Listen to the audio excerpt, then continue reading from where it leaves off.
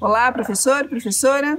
Nessa videoaula vamos apresentar informações que podem ser úteis para o trabalho com o romance Capitães da Areia, de Jorge Amado. O material está dividido em 5 blocos. Contribuições da obra para a formação leitora do estudante, propostas de atividade 1, propostas de atividade 2, aprofundamento e indicação de obras e referências complementares.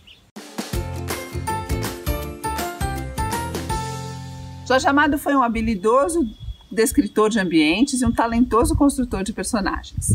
Por isso, a sua obra é capaz de transportar o leitor para o coração da Bahia e revelar a diversidade de ambientes e de estilos de vida daquela região. Mas ele não foi apenas um escritor regional, é também um autor universal, lido no mundo todo, traduzido para mais de 15 línguas, admirado universalmente. Oportunizar que os alunos conheçam Capitães da Areia e vivam a experiência estética de ler esse romance significa dar aos alunos o acesso ao patrimônio cultural e literário do qual eles são herdeiros. Com relação às atividades de pré-leitura, nós vamos sugerir a exploração do título e da capa. Proponho que os alunos observem a capa do romance por alguns instantes e que observem a relação do título com a imagem. O título do romance, Capitães da Areia, traz uma palavra importante, capitães, no plural, o que já sugere um senso de coletividade, que depois os alunos vão encontrar no livro quando conhecerem os personagens, o grupo de líderes que são os Capitães da Areia. Proponho em seguida que os alunos observem a imagem dos capoeiristas e que associem a essas palavras do título. São 2 capoeiristas, como a palavra capitães sugere plural, estão jogando a capoeira na areia. E o jogo de capoeira também pode ser uma fonte interessante de exploração nessa fase. O jogo de cintura do capoeirista, a agilidade, a capacidade de se relacionar com o outro. Esse primeiro momento de exploração já vai trazer muitos elementos importantes do romance que podem abrir as portas para que a leitura aconteça de uma forma bem produtiva. Durante a leitura, é importante chamar a atenção dos alunos para as questões relacionadas à variação linguística. O falar da Bahia numa determinada época, como é reproduzido no romance, traz elementos importantes para a análise, para a observação, para a reflexão e para o enriquecimento da experiência linguística por meio da literatura. A forma como Jorge Amado descreve os ambientes merece um destaque à parte no trabalho com qualquer um de seus livros.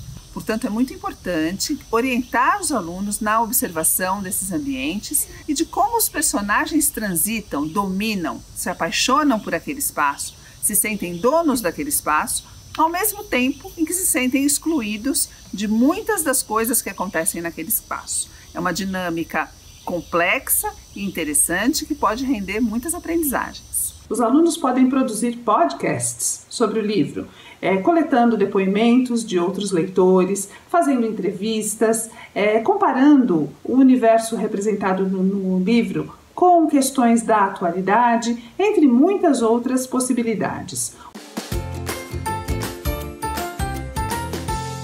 Uma atividade de pré-leitura interessante pode ser a pesquisa sobre outros artistas, além de Jorge Amado, que representem a Bahia. Pode ser, inclusive, escolhido um ponto comum, né, um tema de pesquisa, como, por exemplo, o mar.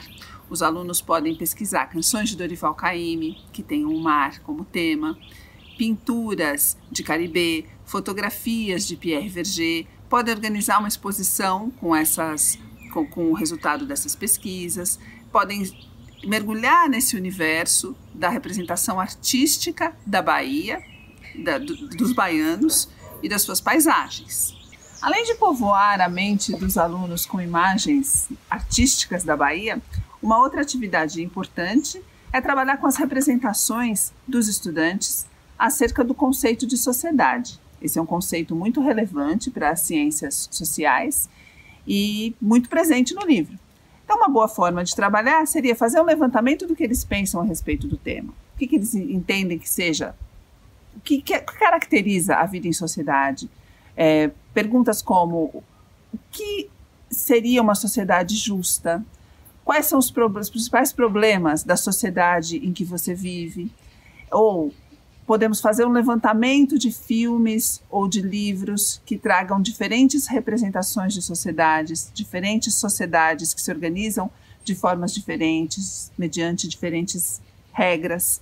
Pós-leitura seria a curadoria de produções artísticas relacionadas ao livro Capitães da Areia.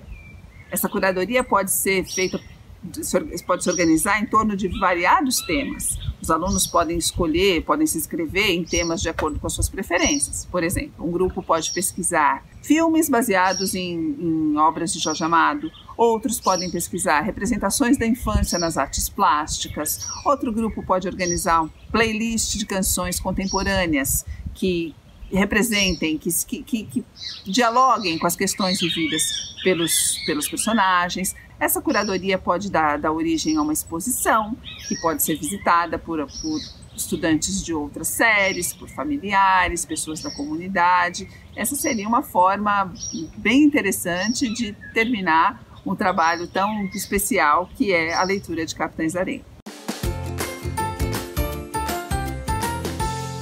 Capitães da Areia é um romance de formação. Isso significa que o romance narra o amadurecimento dos personagens, a passagem da infância, da adolescência, para a idade adulta, a superação de diversos obstáculos que estão envolvidos nesse amadurecimento. O que é singular neste livro é que os personagens que amadurecem são meninos pobres, abandonados, excluídos, pessoas sobre as quais geralmente circula uma única história, a história da miséria, a história do abandono, da necessidade. Essa é uma das histórias, mas não a única. Uma das grandes virtudes do livro é mostrar o ser humano na sua complexidade, mostrar outras histórias sobre essas infâncias e essas adolescências, que sim, são marcadas por muitas dificuldades, mas também são povoadas de muitas conquistas, de forças que vêm da amizade, da perseverança, do senso de justiça, do engajamento. Esse é um dos grandes potenciais desse livro. Viver a experiência estética proporcionada por Capitães da Areia implica acompanhar o movimento do narrador, que nos mostra o lado de fora e o lado de dentro, né? Um narrador onisciente que tudo sabe, que tudo vê e que pode nos dizer sobre o que acontece no ambiente, mas também sobre as repercussões mais íntimas de cada acontecimento. Mas pressupõe também observar a construção do tempo da narrativa, que não é linear. A construção do tempo nem sempre é fácil de perceber. É importante apoiar os alunos para que eles possam acompanhar essas idas e vindas e conectar as experiências de passado que ajudam a entender a composição, as escolhas, os sentimentos e os sofrimentos dos personagens. Ajudam, inclusive, a entender sensações, sentimentos, incômodos que os próprios personagens não entendem, mas que o leitor, devido a esse narrador onisciente que guia, que pega pela mão e que mostra um panorama tão amplo, o leitor sim pode acompanhar e entender passado, presente, futuro, mundo interno e mundo externo. Confira o material do professor para encontrar sites, livros, discos, CDs, podcasts e muitos outros materiais que se relacionam não apenas ao romance Capitães da Areia, mas à obra de Jorge Amado como um todo e também à cultura afro-brasileira.